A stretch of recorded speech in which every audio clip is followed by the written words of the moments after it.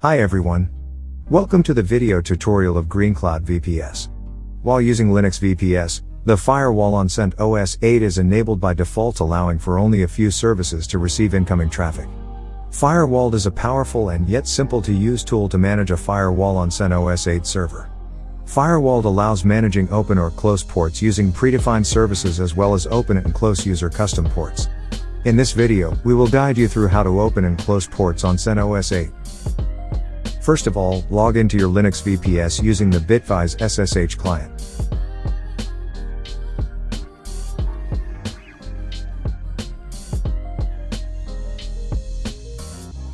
First, check for already open ports or enabled systemd service. It might be that the port you're trying to open is already available, in which case there is nothing to do. Check whether the service you are trying to configure your firewall with is available as a pre-configured feature. The below command will list all ready-to-use services. To get a list of the available zones, type. We can see the specific configuration associated with the zone. Open port or service.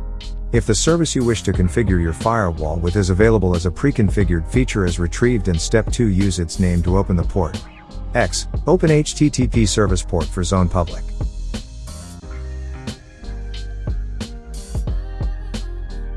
In case the port you wish to open is not a part of the pre-configured services, use the add port option. X. Open TCP port 8080 for zone public. Reload firewall settings. Once you have open port or services, make sure to reload the firewall. Confirm that the port or service was opened successfully. First, check for already open ports or services. Take a note of the zone, protocol as well as port or service you wish to close. Close port or service. The below command will close the HTTP service in the public zone. In case you wish to close a specific port, use the remove port option. X. Close the TCP 8080 port.